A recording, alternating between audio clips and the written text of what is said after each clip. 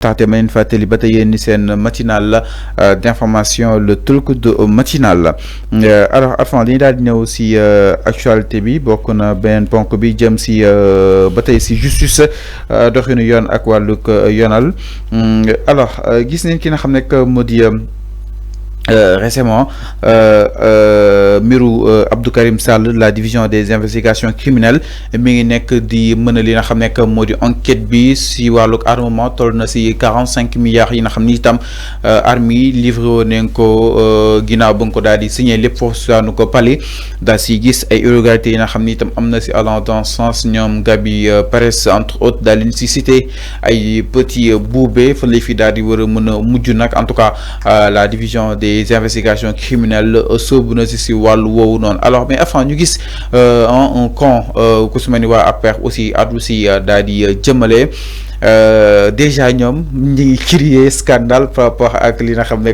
moo di wàllu wi alors tout le temps ñoom jàpp nañ que ni régime bi dafa nekk si li nga xam ne moo di règlement mais par reddition naka na ko daal di jàngate cette affaire bi nga xam ni itam suscité na exactement la toile si beneen camp bi ñi nga xam ni itam ñoo nekk si Macky Sall autour de la paire. Il y a même pas un règlement de compte. Des dossiers faits à base de rapports. C'est pas un règlement de compte, c'est des rapports. Le contrat d'armement bi ngay wax ni wax naa ko fii démb c'est un rapport. C'est un dossier à part. te ñoom xam nañ ci dara ñi wax ni ay règlement de compte ils ont toutes les informations xam na ni que marché boobu deful fuñ ko jaarale voilà Abdou Mbow loolu la waroon wax balaa ni wax ni contrat ay oto. kii nee na ko is Abdou Mbow n'a pas confondu le marché des avec celui des armes. am na ko commenté loolu mais il a raison donc Abdou Mbow loolu la waroon wax. Abdou Mbow loolu la waroon wax.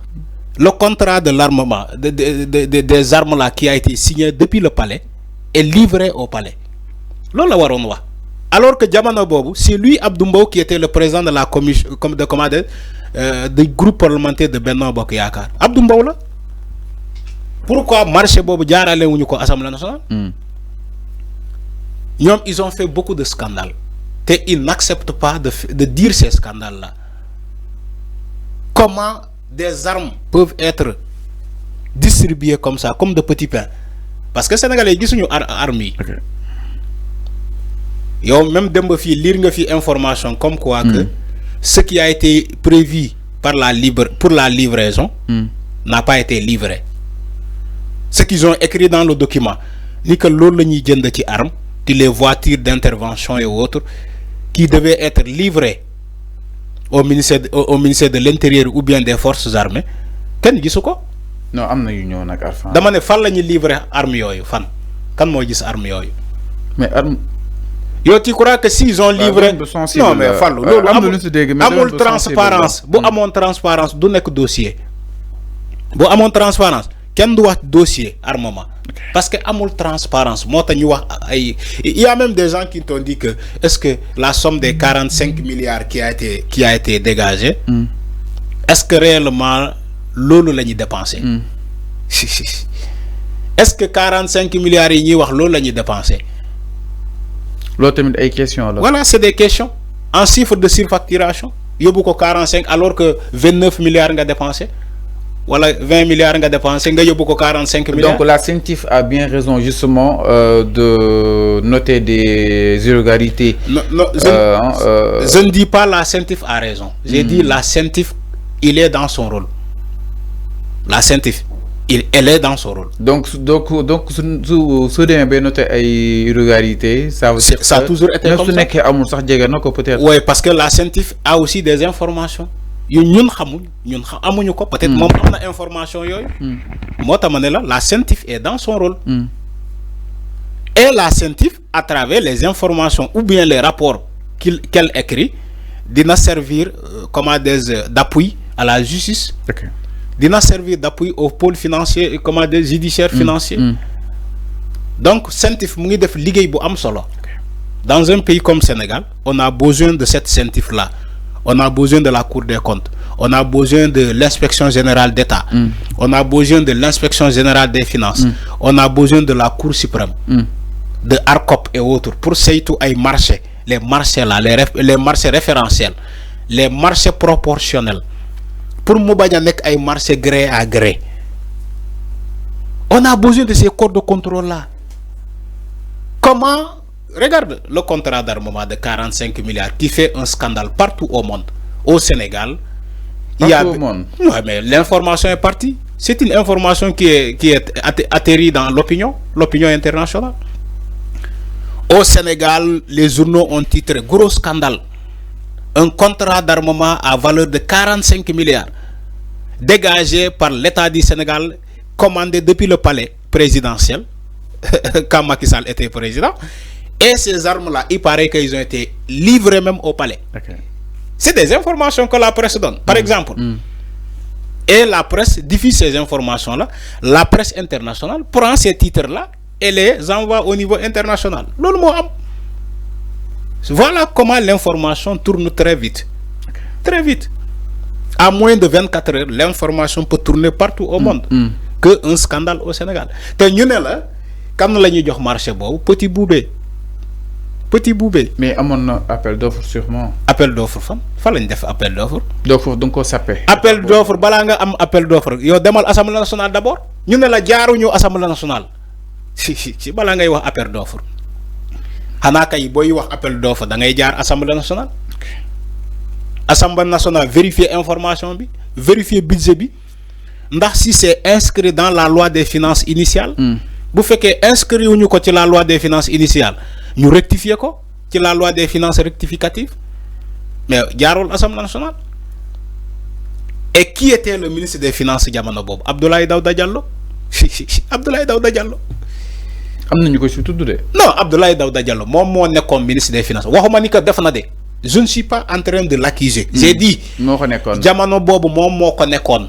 Abdou Karim Sall mo nekkon. Abdou Karim Sall mo nekkon environnement. OK. Du loolu moo am. waaw loolu moo am Macky Sall moo nekkoon égali boobu de du ko wax boobu moom doo ko wax Macky Sall moo nekkoon président de la République ci jamono boobu. loolu moo am. kan moo nekkoon ministre de l'Intérieur ci moment boobu. bu dee xam nga. C'était en quelle année? En 2021. kan moo nekkoon ministre de l'Intérieur? Antoine Diome. Voilà. Léegi boy def enquête da ngay def ki da ngay relier. Ana Antoine mom suñu xarit bi. Antoine de sa xarit la. Antoine Diome. Ana Antoine. borom cocktail molotov yi. Lo dégg ci Antoine. Antoine kay xana mom nga laaj ko ay mbokom. Xanaa nga laaj ko ay mbokom waa Benno Bokk Yaakaar ñoom mën nañu xam Antoine fu mu nekk borom café Touba yi nee na xale yi nan la ñuy wooyee cocktail molotov. Café Touba Antoine amul.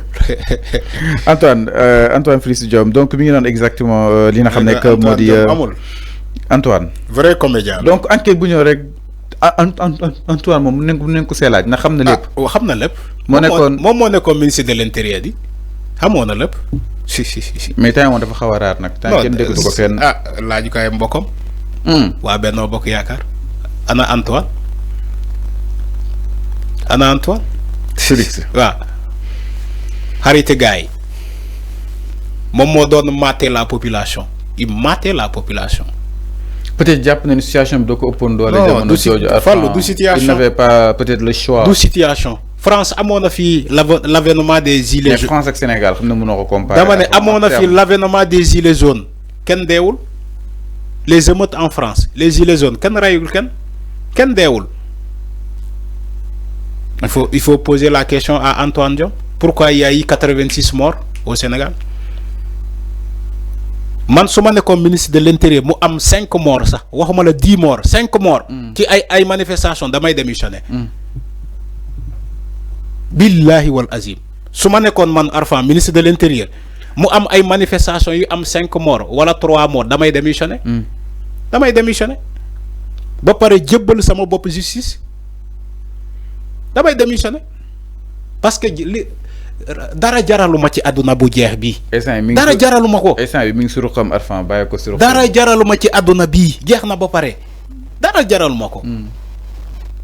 Je ne peux pas être le ministre de l'Intérieur compte des Sénégalais ni ngay gis les images ay bains de sang les images yow dara defu la dara en tant que ministre de l'Intérieur defu la dara non ma xam ni kon yow jàmbaar nga